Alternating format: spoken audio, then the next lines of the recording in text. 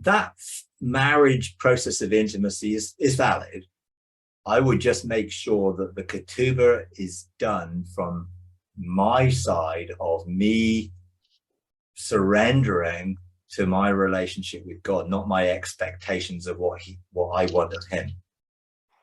I think when I went into it, it was almost like, oh, great, we're in this relationship. This is what my expectations are. What I think I would focus on is this is me presenting myself to this relationship unconditionally. It can be conditional. And that's the danger of a ketubah, which is I'm expecting this, and this God. Well, if I'm only going to love God because he's going to do this, and this, that is not what a marriage he wants me to be in with him. I've become more and more aware of various courts of heaven movements being initiated around the United States. And one of them is, they have a lot of influence. They hold classes and whatever. And they encourage angelic visitations because we partner with angels. Okay, I get that. But they also go into the courts, or not the courts, they go in to the realms of heaven for revelation. And I'm just wondering at what point, how the prophetic movement, we have Christian International here in the United States, and, the prophetic movement was launched in the 80s, and it's gone around the world, but, there's been some crazy stuff that's happened, not with them, but with others attempting to mimic them. And so there seems to be this court of heaven and engaging in the realms of heaven. But this one ministry is saying that they are they're connecting with men and women in white linen. Okay, we see those mentioned in scripture. But they are getting visitations in their times in the heavens with the likes of Einstein. Recently, it was Adam himself. And inside of me, I'm thinking, when does this become crazy? Because I signed up to be joined to the Lord, and I don't mind an angel giving me instruction or something, but I don't want to rely on them because I have a relationship with God. Are you aware of this happening elsewhere? And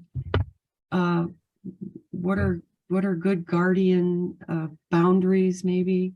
Okay. I think primarily our relationship with God and being in union and oneness gives us a sense of balance with the other things. Now, I don't engage with the men in white linen unless there's a particular purpose for that God moves me to.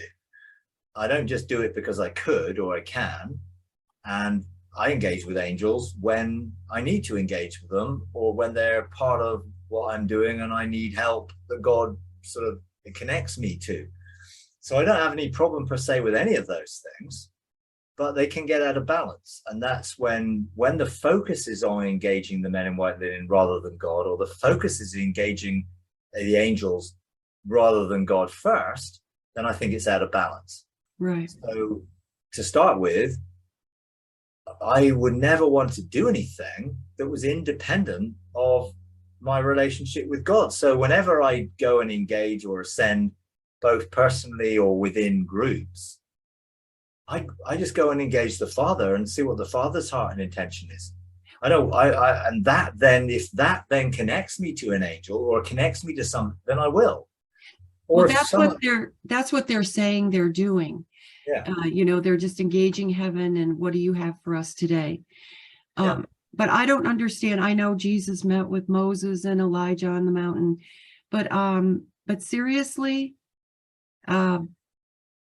it says Holy Spirit will lead us into all truth. So there seem to be more and more big name individuals showing up to release some kind of revelation, and I just was concerned. Well, I mean, basically, God did use people and angels in the Bible. I mean, you Yeah, couldn't get more, I guess, important message than Gabriel took to Mary. there you go.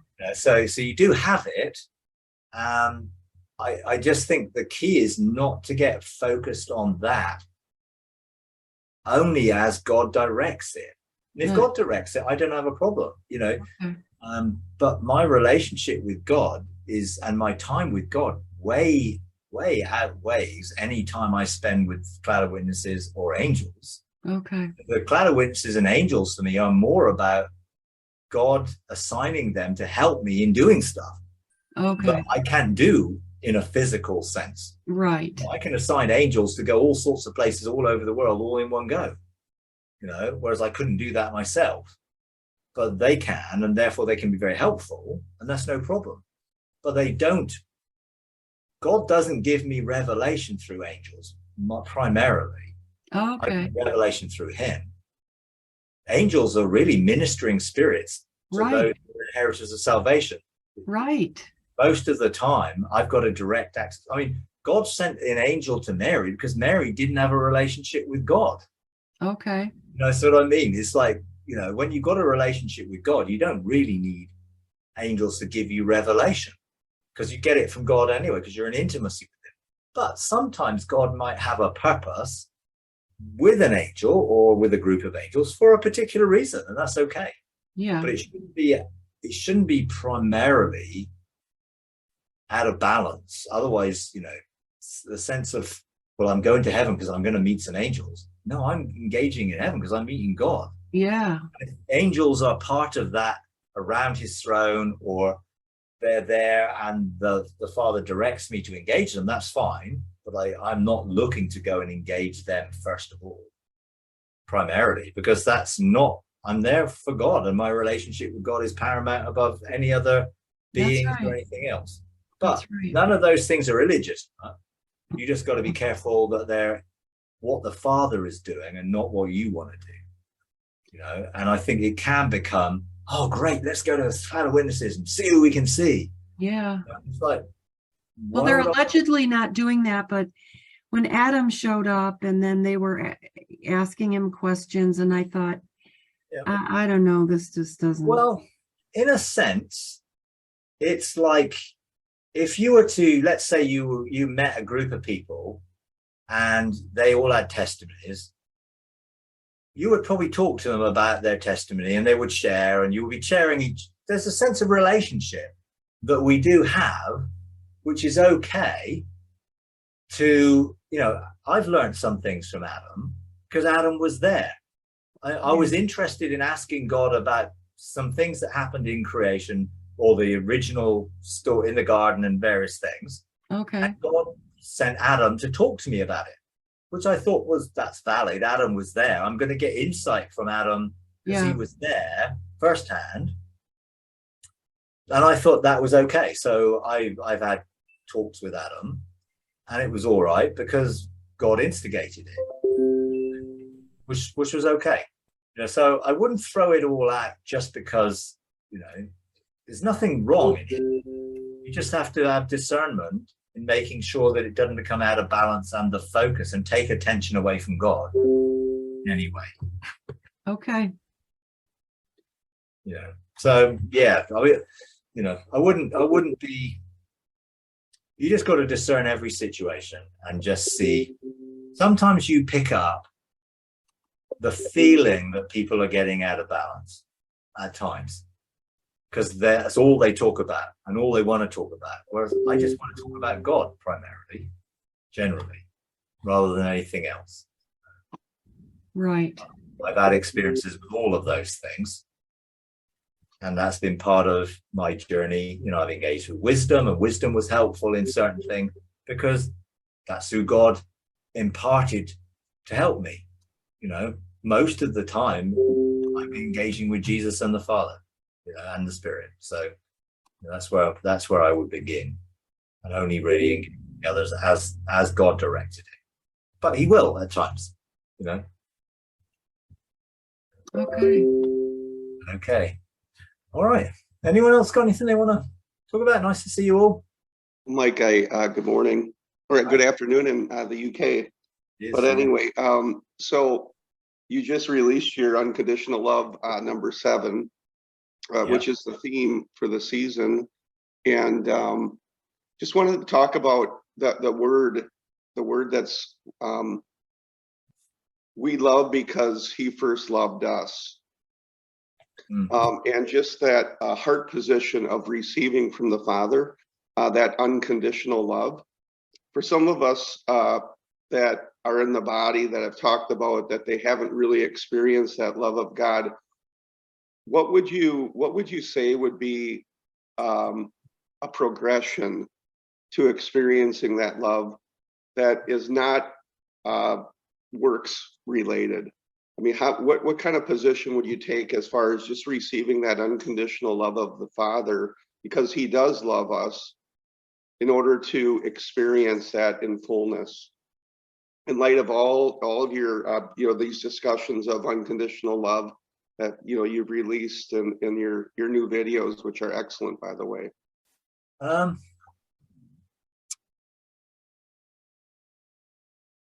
think with unconditional love, it challenges so much of what we've been conditioned by religion and church to think about engaging God from a works-based mentality, and when God wants to love us unconditionally, it's bound to challenge the mindsets that we have had, which are conditional on behavior or performance or being good enough and all those things. So in the light of unconditional love being something that is God ultimately, and God wanting to reveal himself in that nature, it is going to challenge the way which we have been taught, or our theological beliefs or understandings, which are contradictory to that. Hence, the old covenant being under the law is you can't be under the law and live in unconditional love. You can't be driven by the need to perform and live in unconditional love, because it's unconditional. So there is that sense where the religious things we've been taught will be challenged. So, which is why I looked at, God is love, and the religious will always have a but he's holy, he's righteous, he's a judge, blah, blah, blah. Because they're coming from, but unconditional love is too good to be true.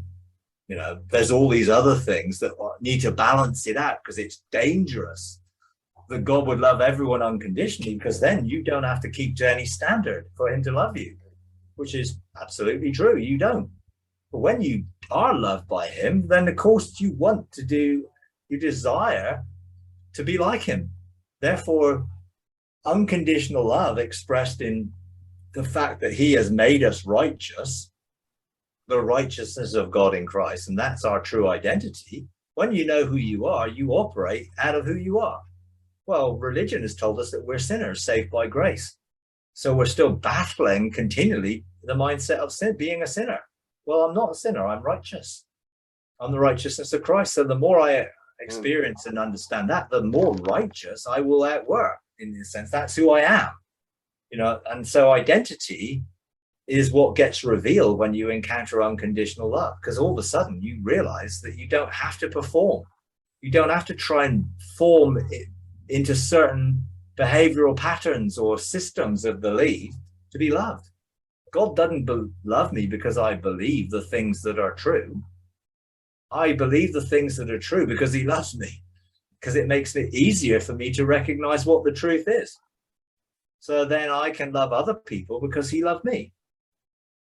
So that means I can engage the world differently, or people who don't love me, or people who might be very much negative towards me. Doesn't mean I can't love them, because I'm not loving them because of the way they've treated me, just like God is not loving me because of the way I treated him. So it changes the whole balance of how I then treat other people, see other people, view other people, because I'm doing that the same way God views me, which means I'm not going to judge them in that negative way. So unconditional love then challenges, obviously, the living in old covenant law-based religious mentalities. That's a huge challenge to unconditional love, because everything about religion is you must adhere to a certain set of beliefs, which will then have a certain set of behaviors attached to those set of beliefs. And if you adhere to the beliefs and the behaviors, then you're acceptable to God and to us. And I think once you start to engage fully unconditional love, you become probably unacceptable to a lot of religious groups because they can't cope with you, really, which is why then you get sort of rejected by certain things because they just can't cope with unconditional love. Whereas for me, it's like, this is the best news ever. Yeah, because I'm liberated from having to be in any form of performance or earn or gain favor because of my behavior or adherence to anything whatsoever. So it's totally radically shifted my understanding of what relationship is, both with God and others. And from that perspective, it's challenging belief systems all over, really. I mean, just everything I thought I knew, which was based in a religious system, has been challenged by understanding, experiencing unconditional love at a completely different level. But it is, I didn't intend to do that many sessions on unconditional love. It just, every time I had more than one session, then I had more than two, and then I had more than three, then the next time. So, because I think I had 90 odd slides in the last session and I only did about 40 odd.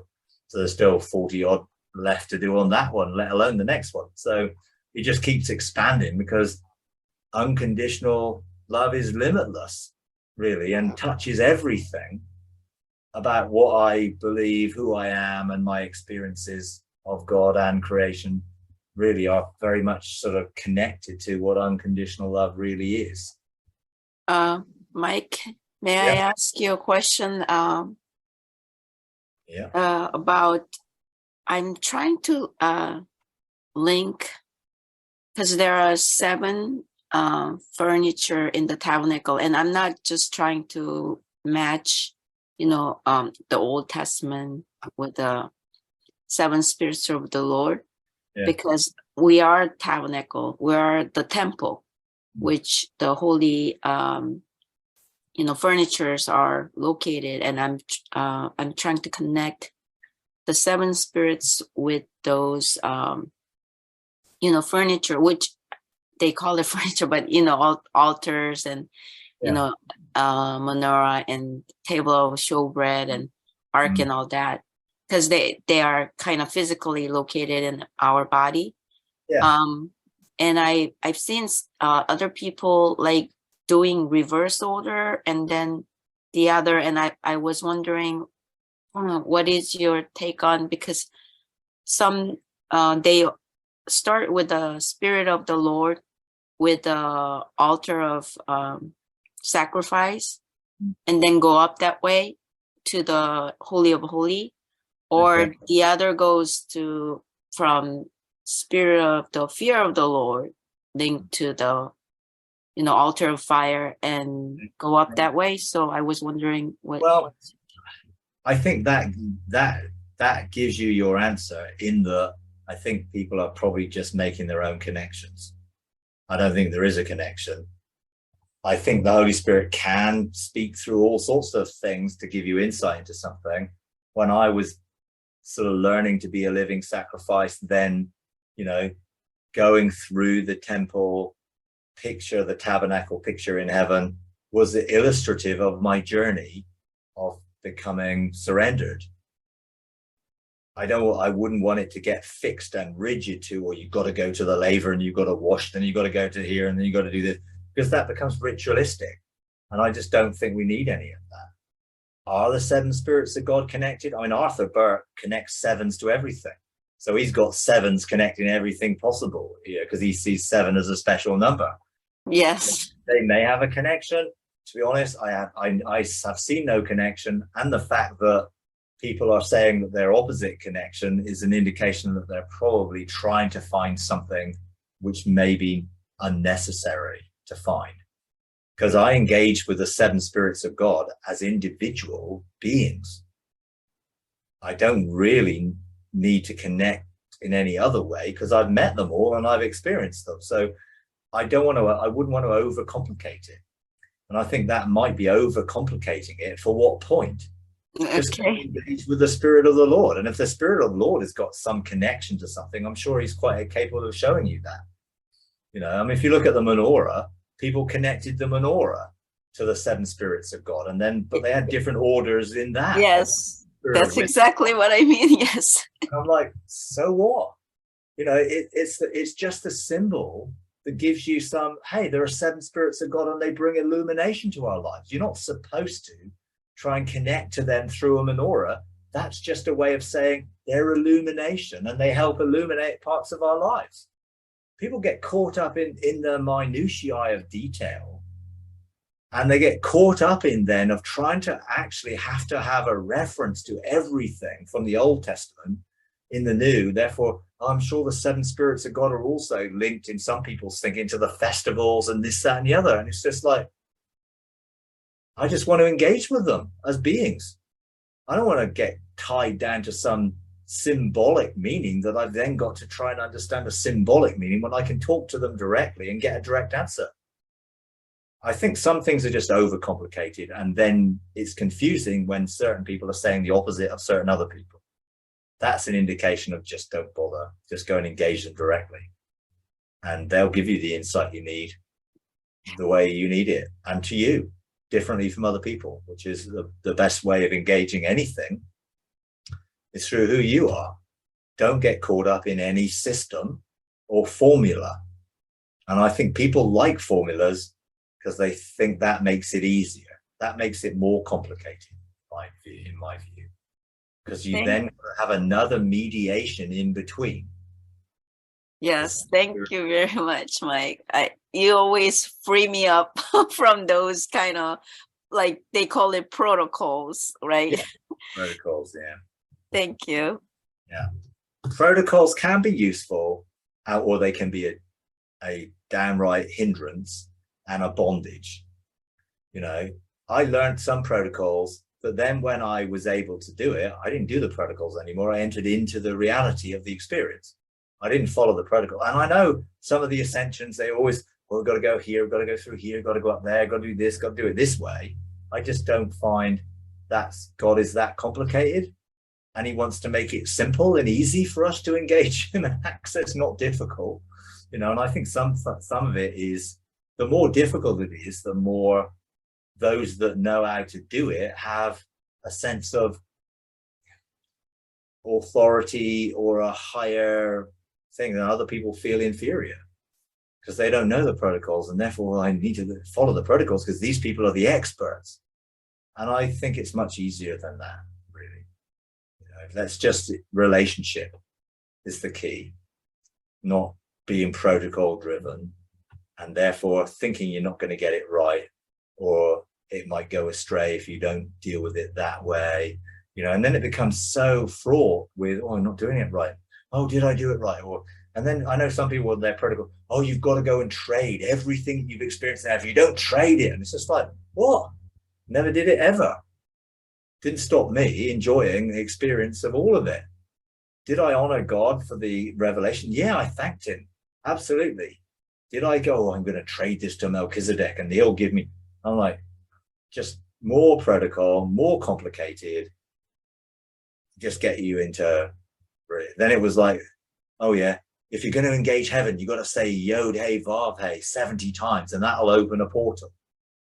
And it's like, that's an incantation. You know, heaven's open already. So can we kill another sacred cow about separating spirit and soul? Yeah, if you want. I mean, you know, some other teachers' teaching was just not effective. And do we really have to like separate and then integrate, or is there a way without separating them? We don't do it at all. God does it. God will divide and separate the thoughts and intentions of our heart and the motives of our heart. He will divide and separate those things so that the soul and spirit can be brought back into harmony and balance. So he separates the soul's connection to the spirit illegitimately. He'll do that. We don't have to do it. Because if we're doing it, we're reinforcing the soul's power to do it in her own strength. Nothing wrong with that, but not in this way which we are going at it, almost beating our soul up and trying to come against it and drive a wedge into it and all this. I just surrendered.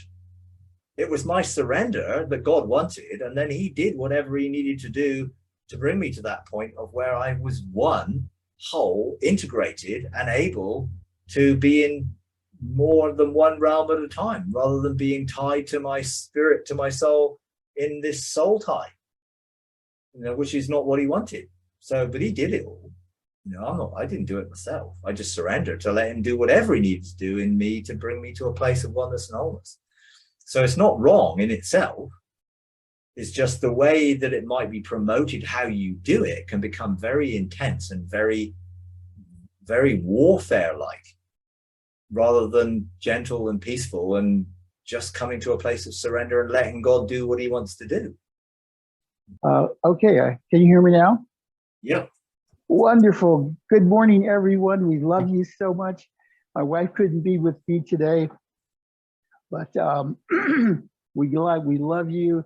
Mike, Ben, you guys are fantastic. We have learned so much from the Engaging God program.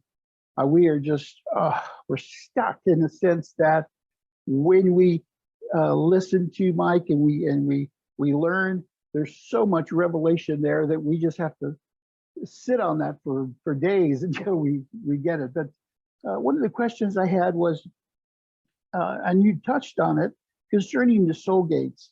Now, I remember that you said something about, you spent about a year in each section to understand that particular realm. Ian Clayton did also. Now, I think it's much more simpler than we think. I think as we allow God to just work in our hearts in each section of our lives and just allow him to do it, like you said, he does it. But we can maybe spend a long time in each section, which we may not have to, but I think that's maybe it's up to God. I don't know. How does that work?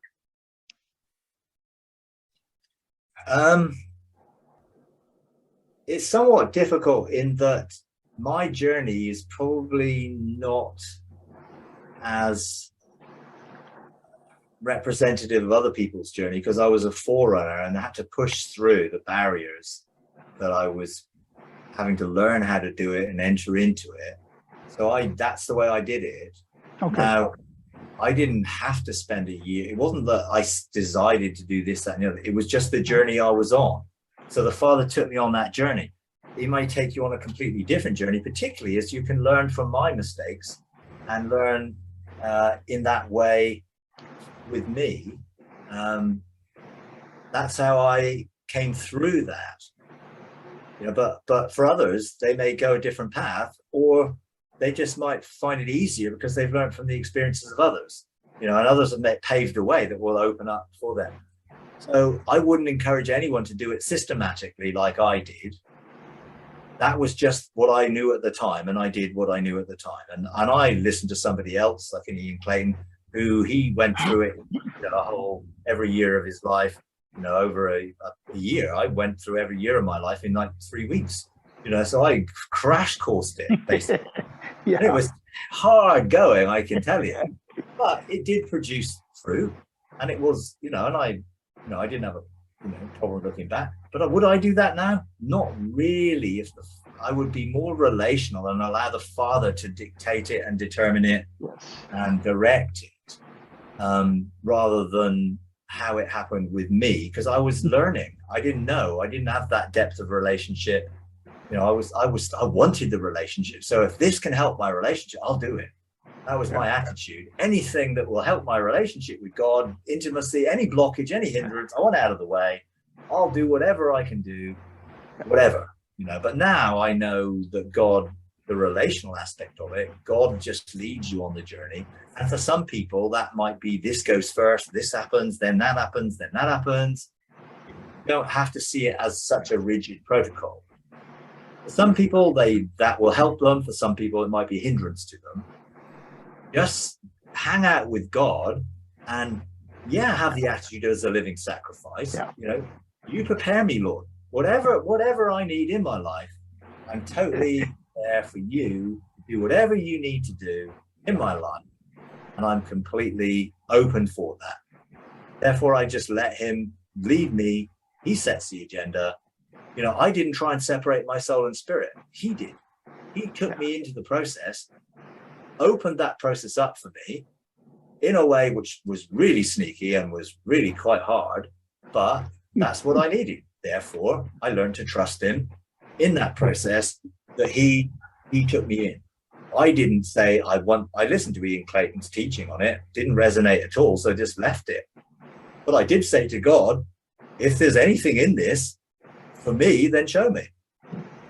And then eventually he did. So it's very much more a relational journey and process that will be different for different people who can go through these things differently. Do we need our gateways cleansed? Yes, of course we do. We've got stuff blocking the flow of God from the inside out, then you don't want anything in the way of it. If the gateways aren't open and you can't engage them, then do we want them open? Yeah, of course we do. How God does that in us might be very different.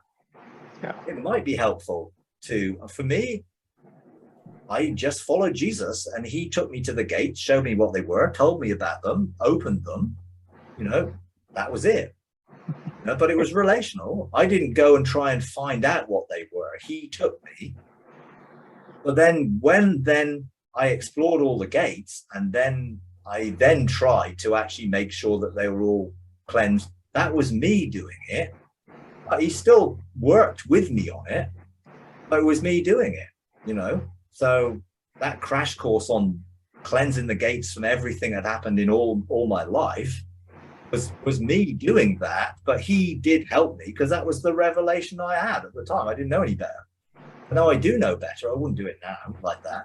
Wow. I would just let him lead, direct, but be open, continually be proactive about surrendering, yielding, whatever you want to do. I want to be transformed. I want nothing to hinder my relationship with you, nothing to hinder anything that area of intimacy or anything else. So that's what I do now. It's I just follow, keep walking with him, keep enjoying him, let him do anything he wants to do. But I can't really share, that's not how I did it. So it's difficult. In hindsight, I did say at the beginning of the Engaging God program, I wouldn't do this the way that I did it now. I would do it more relationally. I would allow the Holy Spirit, the Father, Jesus, to lead through the process. Don't force it, don't push it, just follow and continue on that process of being led. That's the key. Relationship is always the key to anything. If he says to do something systematically, do it that way.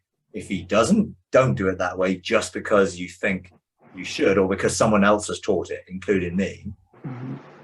No, there are more relational ways that I think God is now unveiling that will make it easier for people. For me, I had to push through and essentially learn the hard way, I guess, because I wasn't that deep in relationship at that time. So it helped me get deeper. And then when I got deeper, I realized that's not the best way of doing it. But it works for some people. But I would always encourage people, only do what you see the Father doing. Let the Father set the agenda. Enjoy the process. Don't make it harder for yourself than you need it to be.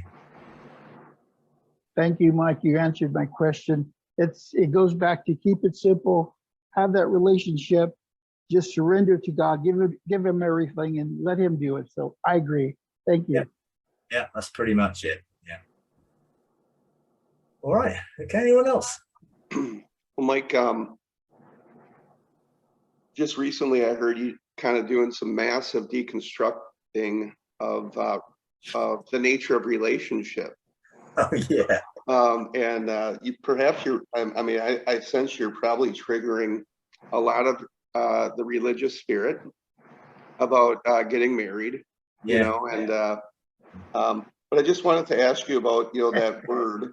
Jesus spoke the word too. It's, you know, came from him, so it came from the Father, where the two shall become one. Yeah. And then, you know, that is really a oneness, a union thing. And Father gives us relationship here, so we can experience that union and oneness here as we would have it with him as well. Could you unpack a little bit of that deconstruction with regard to marriage, with regard to relationship, and you know what your the journey has been with that, Mike? Okay. Yeah, I mean, it's been a very interesting journey. I mean, what I can say is, you know, I've been thinking about Ephesians 3 recently, you know, but, you know, coming into a realization of the depth and height and breadth of, you know, love, and realizing that he is able to do exceeding abundantly beyond what I can ask or think. I couldn't ask for where I'm in now, because I wouldn't have been able to ask in the undeconstructed mind I had. But God has brought good out of my woes in the past, and has brought good in such a way that I am way beyond. But along the way, of course, you know, God had to get me from where I was to where I am. And initially, although, you know, my ex-wife had chosen to leave, and that was her decision and choice, and of course I wasn't happy about that, and went through the whole year of trying to deal with that and work through the emotions of it and work it through. I got to the point where, okay, I'm happy with you, God, I just can't be bothered with relationship. It's just, you know, I just don't want it. You know, it's just, I'm content, all good. To which, you know, he then said to me, that's a very selfish attitude. Which my response was quite shocked, in that, well, what do you mean? How can that be selfish? I'm saying I don't want a relationship with anybody else. Well, don't you think you can make someone else happy? And it hit me that I was being selfish. I was only thinking about myself, and I can cope fine. But what about somebody else that I could make happy? So I had to change my whole thinking around, God actually wants me to make someone else happy. Therefore, I need a relationship with someone else to make them happy. In making them happy, I'm sure that I will be happy. So things will be different. So then I had to then say, okay, God, therefore, you're asking me to pursue a relationship now. So what is your view of my marital status now? Because legally, I was still married. So then I had to ask the questions, what is marriage? What is your view of my current status? To which he said, you're not married as far as I'm concerned. In fact, you haven't been married for quite a long time. You just got into it when I didn't want you to. But you weren't. So now I'm really grateful that my wife did have the courage to basically say that she wanted to leave, because that actually liberated me in a way that I wouldn't have ever liberated myself, because I was too stubborn to listen, because I had made this covenant commitment in marriage and I wasn't going to break it. But from God's perspective, it wasn't a relationship in what he said marriage was, or what a relationship that he would be requiring or wanting to bless us with is. So first thing was, no, I'm not married in God's sight. So then, am I free to be married in your sight? Yes, but I'm legally married. Well, yeah, that's the legal bit. So God, do you recognize legal marriages? Are they marriages from your perspective? Yes and no. They can be, but they might not be. So what is a marriage from your perspective? Two people surrendering spirit, soul, and body to one another. Okay, how do you do that? I get the body, and some people would say, well, when you surrender your body to one another, you are married, because they take the scripture, whoever's joined to the Lord is one spirit with him. in relation to whoever's joined to a prostitute is one flesh with her. Well, actually, you can become one flesh, but not one spirit or one soul. So you need all three. So there are some who would be connected spiritually, or let's say physically, and their soul, their emotions are connected, but that isn't enough for what God sees as real relationship of marriage is. It needs to be a spiritual surrender. Well, I didn't know how to do that. In fact, no one had taught me how to do it, and I've never heard of anyone teach anyone else how to do it either. I'm not saying you can't have a spiritual connection, but how do you do that? So I'm in this position of, okay, I'm willing for a relationship. I don't know how to have one, and I don't know how to get one, and I'm just send one, please. Well, that really wouldn't be never going to happen like that. So God has to take me through the journey of me being willing to be proactive in seeking a relationship. And I was uncomfortable. I hadn't been dated since I was like 16, I don't think. So I had no idea about how to do it. And I was like, I don't want to.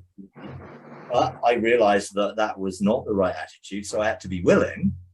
And ultimately, I'm not going to go through the details of how I got to the place. But eventually, when I did get to meet somebody, I had to learn how to put into practice the things I now know what to do in the spirit. So initially, I wanted God to send me someone. So God told me, you need to reach out to them in the spirit. Because I know how to do that. I sent out a frequency to connect with somebody in the spirit realm, to connect with them. But then I connected with them. Then I was able to look into their soul and see their heart, because I can do that. Then I decided I liked what I saw, even though there's a fair bit of work to be done in me and them, obviously. And then I need to engage my spirit with this person so that my spirit engages with them. I'm going to surround them with my spirit to create a safe place for this relationship to take place. And I know how to surround my spirit around my spheres of authority. This is just, I'm surrounding my spirit around a person so that they know that they can sense and feel that I care and that I'm creating an environment for this relationship to develop. And they began to feel me. So they sensed my spirit, didn't know what I was doing, but knew something was going on, because I needed to create a safe place for this relationship to mature or develop without all the stuff that gets in the way, obviously, the work that needs to be done in the soul, the sadness of the past, and both our past relationships, and they don't want to bring that into a new relationship. So I did connect. She felt it. She messaged me and said, "You're getting under my skin in a good way." So she felt me, which was fine. That was a good starting point. But that was not enough. For me, once I got to the point where I chose to love her unconditionally, I chose to open my heart to her. So I had to choose to open the garden of my heart to her. Not that she could access the garden of my heart, but she could access what I was doing with God in the garden of my heart. So I gave her permission to be able to see into my intimacy with the Father, to feel it and sense what that intimacy was like. I also did the same with my spirit. I opened my first love gate so she could witness or feel or sense what my relationship spiritually was with the Father. So I opened myself totally and surrendered, not having any barriers or making sure that there was nothing that she could not be able to feel or sense or be able to engage with me. So that created the environment for us to connect spiritually, emotionally, and ultimately, then you can connect physically once the other two are in place. If the other two aren't in place, don't ever connect physically, because you're just going to enter into a world of trouble. If you try and do it the wrong order, you need to be ultimately connected. Now, people, in marriage service, and I've used myself, the three-stranded cord from Ecclesiastes. A three-stranded cord cannot be broken, easily broken. Well, God's the strand in the middle of the two. Well, the Father said to me, no, that's not anywhere near enough for what I consider a relationship. You need 9 strands. You need your spirit, soul, and body, her spirit, soul, and body, and Father, Son, and Spirit to be in the midst of this is the rope that will not be broken. Once you have that level of connection, now I fell in love, having chose to love unconditionally, having chose to engage spiritually. I fell in love. So the emotions that went with falling in love, of loving somebody emotionally, not just by choice, that happened.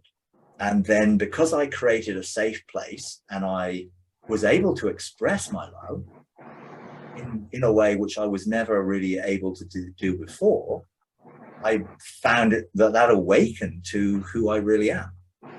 I awakened to the reality that I am actually romantic and I'm able to share my feelings and share how I feel about someone to them in a way that I was not able to before. And I'm not blaming my ex-wife. It's not her fault. We did not have that connection. We didn't know how to do it. We tried many times over the years, but had never really become one. So it never really worked. And I was not able to be what she needed. She certainly wasn't able to be what I needed either. Therefore, the relationship was really, really difficult. Now, we tried, but it didn't work. Now, ultimately, I believe God brought us both out of that relationship, hopefully for both of us to find love in a relationship where we both can come together, spirit, soul, and body. So I obviously asked God, do I need to be married in church before you with vows publicly made? Which he said, well, you can do that if you want to, but that's not actually, people do that all the time and they're not really married because they didn't connect spirit, soul, and body or surrendered. They just did the legal bit or the church bit, but that didn't make them married. Just no more than a piece of legal paper makes me married before God. It made me married in the eyes of the law. And of course, I couldn't get legally married until I'm divorced, So I, for me, it was like, okay, God, do I need to wait before I'm divorced to enter into this relationship that you want me to have or not? So, well, he just reiterated the fact, well, you're not married as far as I'm concerned. So, okay, then I'm free to pursue relationship.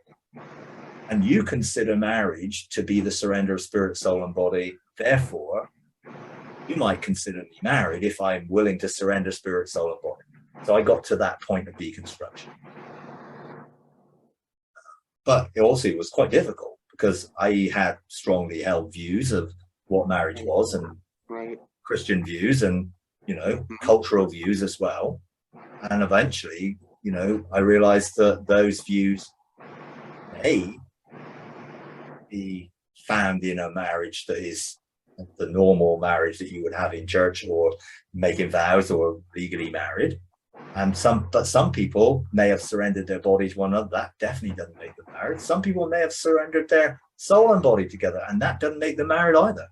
And I think a lot of people are at that point where they have surrendered soul and body, but the spirit, that dimension, is the key dimension to it, because that is what opens up the union with us and God together. And that is something which you need to know how to do. And if you don't know how to engage God in your spirit and engage first love, but God has been so gracious in that he has restored first love to me in this. I never ever knew what it was when I was a 16-year-old with raging hormones and a whole wrong view of relationship and everything else. No idea, totally emotionally immature. No idea of what it was.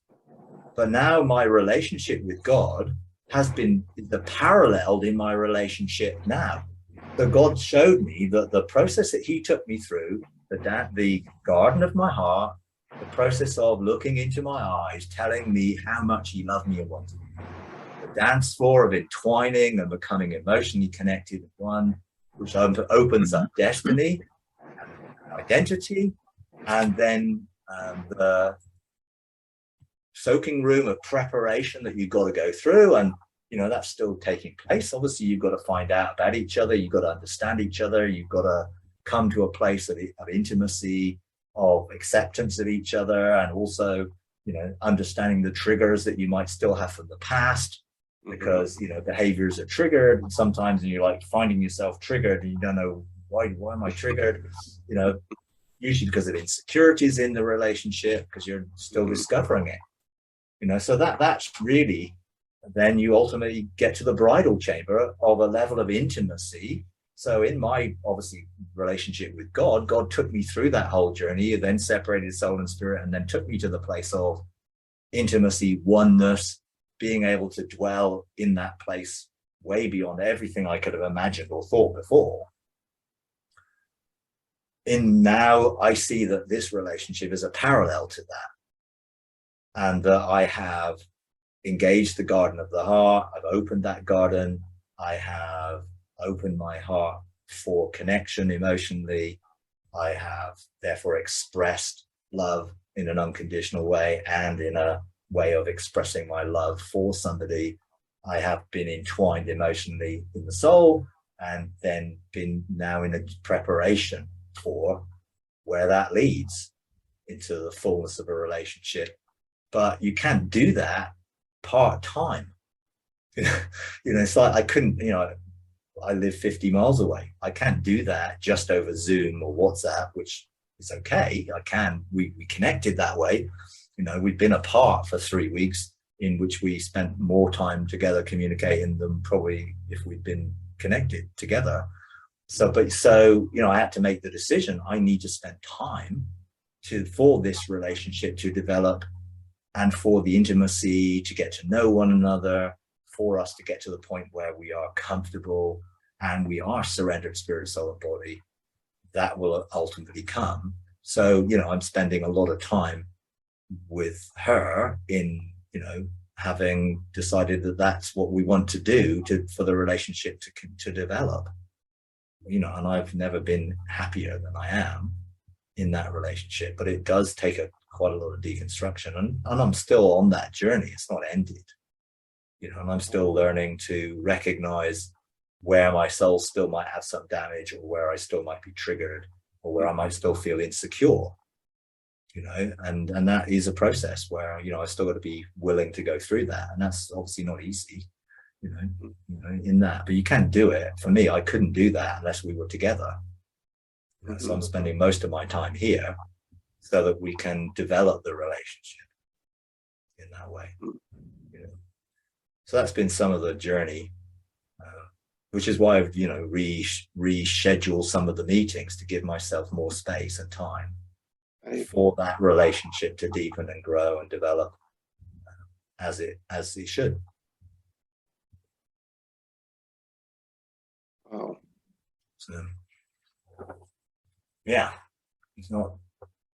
It's very interesting, and obviously a lot of people would struggle with that because of what they've been brought up to believe about what God sees marriage as.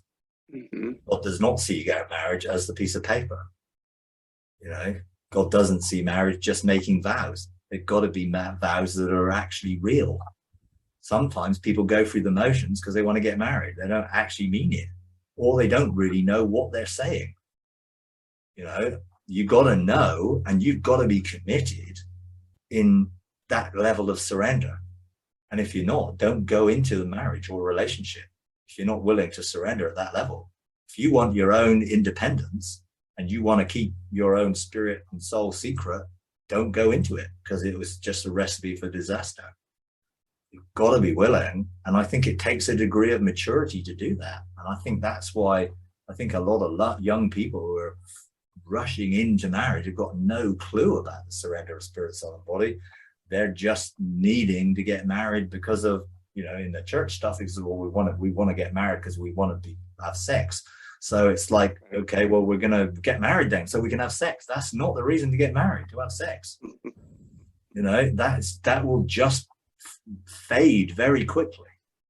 If that's the reason you're getting married, you know, it's got to be way, way more than that. It's a union, you know, of everything. And you've got to be prepared for that union. And if you're not, don't do it until you are, would be my advice to people.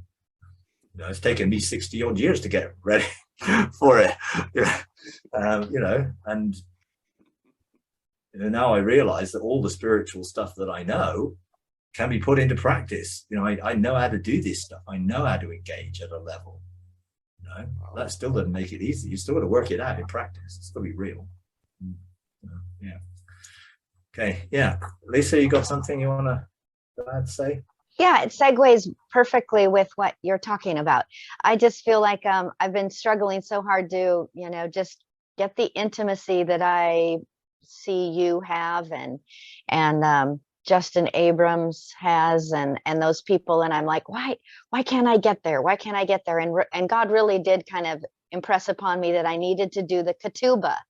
And so my question to you is, and I've downloaded it and I'm ready to engage that. I wondered if there was anything you would add to what you did way back then when you put that module together in the Gateways module, or if I should just follow that?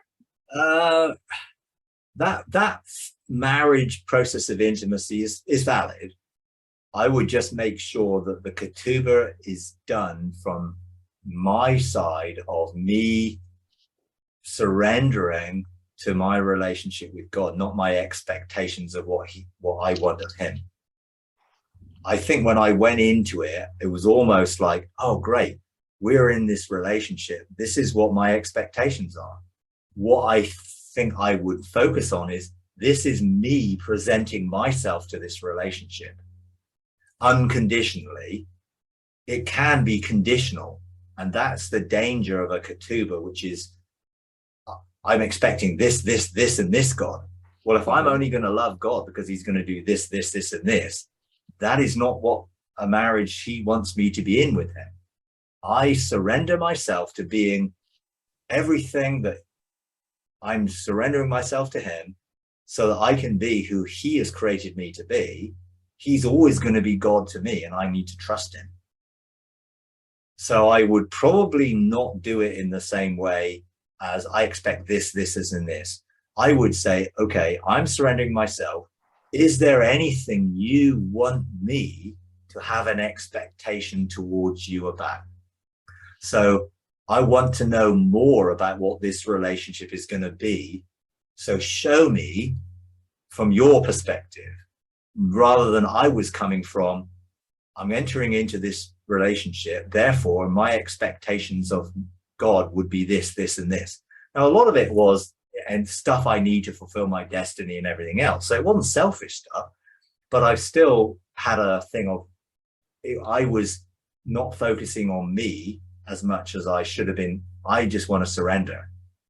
Now I realize that entering into a relationship is about surrender. Then God is revealing to me what the relationship will be when we're together. So the benefits of the relationship, I would let him reveal that, rather than me making things that I want in this relationship. I want this, I want this, I want this one. That really is not what it's about. It's about me saying, I'm going to be surrendered into this relationship, and then let God reveal what the relationship will become, rather than me trying to come up with the things I want the relationship to be.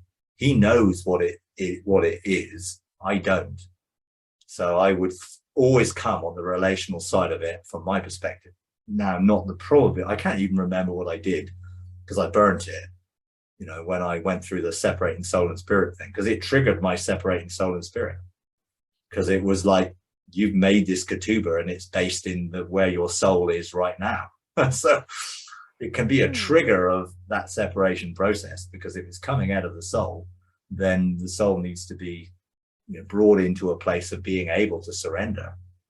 And I was not able to surrender at that point, but I was able to surrender once I went through the separation of soul and spirit, which meant consummation was then possible, and the intimacy came because I surrendered and yielded. I wasn't surrendered when I made the ketubah. That triggered my surrender, or what God then brought me into to bring me to the point of surrender. So that was really how it worked. So I'll give it a shot and then just sort of feel led how to do it. I know that God's pushing me to do it. Well, if God isn't pushing you to do it, don't do it. He is pushing me to do it. But if he wants you to do it, just you present to him the person you want to be and surrender to him. Okay. So you do that to your side of the ketubah, then let him tell you what's going to be in his side of the ketubah. Okay. Let it be that way. Repeat that one more time. Well, you present yourself and how you are going to be in the relationship, surrendered, loving, all what you feel. To, let's say in this, you're becoming the wife of a husband who's God, in a sense. You present your side of being the wife. Let him present his side of being the husband. Okay. Okay. Put into that what he is going to do for you. Don't you insist what you want him to do. Okay. Okay. Because I think that will be what the ketubah really is, not probably what I thought it might have been originally. Okay. God still used it, definitely. All right. Thank you.